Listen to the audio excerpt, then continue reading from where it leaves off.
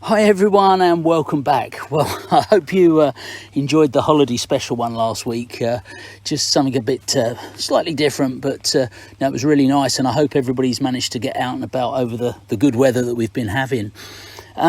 This week I thought I'd dip into the realms of education and training. Well, it's something that I've kind of grown a passion for over the last 12, 15 years. As you all know, my involvement with the NVQ, the National Vocational Qualification, has been, well, quite significant, and been very active not only with the gas membrane installation level 2, but also for the NVQ level 4 for ground gas protection systems. So, yeah, quite a varied scope there between the two occupations. But something that's really come to mind recently is I see that all the GCSE results came out last week.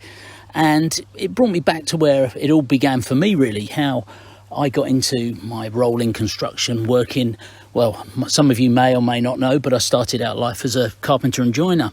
And I went through a very traditional apprenticeship programme working for a local builder in North London. And I was really grateful for the way that training took place. I had a lot of mentoring, a lot of people to steer you and show you.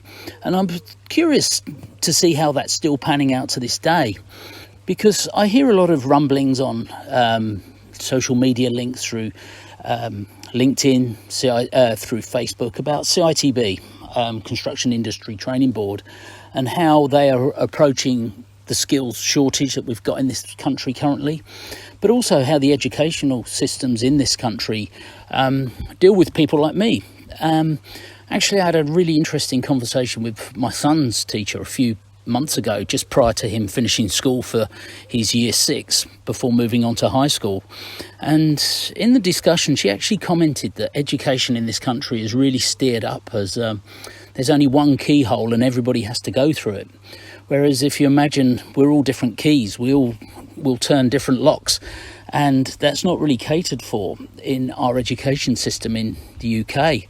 And I think myself was certainly I was evidence of that when I went through education, and I actually left school without doing my GCSEs, or they weren't GCSEs then, but they were O-levels and CSCs.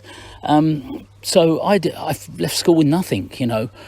But if it wasn't for construction and finding a home and something I enjoyed doing, and I kind of had an early yearning to do something in construction. I always enjoyed messing around, building things.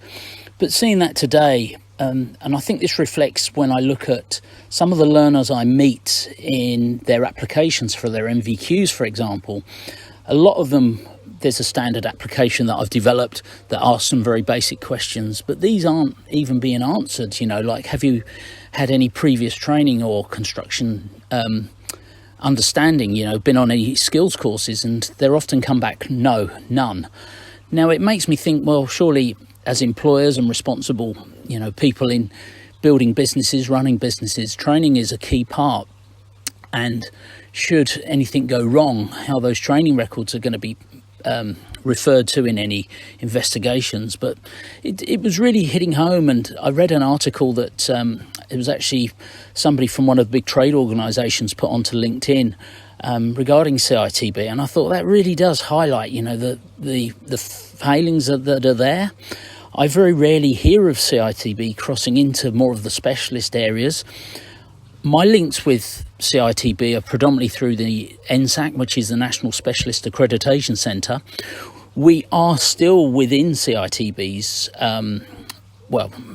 control, but very on the real peripheral of it now. Very few people actually link us with CITB, but we are the main awarding or the centre that delivers the more unusual qualifications. So all your safety net riggers, all your lightning conductor engineers, all your steeplejacks, thatchers, even gas membrane installation. It's all the weird and wonderful jobs you can't get any training for through a formal college training scheme.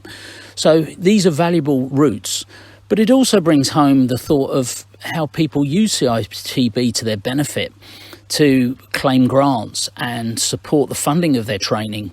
Now, the levy scheme, a lot of people will, when I get an application in, I will ask the employer, are you a CITB levy payer? Are you in scope for levy? First answer is, I don't know. Now, levy is a requirement. It's a legal requirement if you have a turnover in your payroll of over £80,000 a year, be that with direct labour or subcontractors, and your duty is to pay your levy according to what turnover you have in that payroll, and that can vary depending on obviously the size of the company and how many employees, etc. But the opportunities to use the levy to refund, support the training is very seldom used in this specialist area. So I thought I'd just include that in here for those that are listening and thinking, well, support grants. When I quote somebody for an MVQ and often get the answer back that it's very expensive, well, hopefully it's not very expensive, because I do have to cover the costs of doing the visits, doing all the paperwork that supports the portfolio, dealing with learners, referencing, mapping all their evidence. So I thought, or when I explained to somebody that actually you could be reimbursed on a completion of £600 for this work. So it's all key things to think of. Another reflection that I've had as well is how qualifications pan out, and the number of learners that I meet that have been on a triple STS or an SMSTS course, and not seeing that is, carried over onto our CSCS cards. Now, the CSCS card scheme, again, that used to be owned by CITB. That's now been outsourced to an independent company that looks after that. And a lot of people are getting a bit frustrated with it, that it is seen as a money-making scheme. I personally suffer that. I carry 3 different cards on different occupations and skill levels. And on renewal, I have to go through the process 3 times. Admittedly, one of my skills test is duplicated for my skilled worker card and then my supervisory card.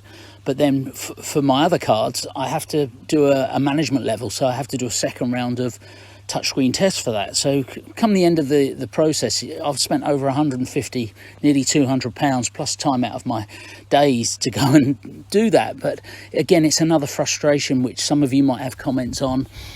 Whoever gets to listen to this might want to carry it on to other people in the industry and say, well, what's your thoughts on this? I know it's certainly frustrating. And as I coming into a point of my career now where, I'm looking to wind down things.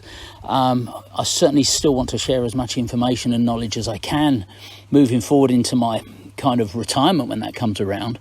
But we need to be investing in who are the future stakeholders of the training. Who's going to take that on? Is it going to be our trade associations, who some are already making inroads onto that, which is great? Are we all going to take an active part as company owners to be more involved? Because we need to future-proof our businesses, we need to future-proof our industry.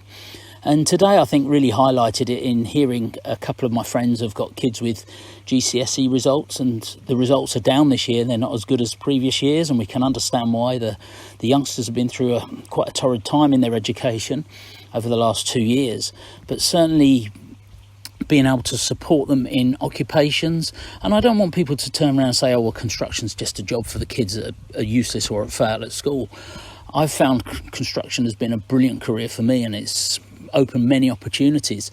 But hopefully we'll be able to take stock and think about what I've put across here, what we think of CITB, what we think of trade organisations who support or don't support or make it too complicated. Certainly give your views and opinions, and maybe we'll approach their door and hopefully we'll tag them onto this podcast so they can maybe take thoughts of what they offer.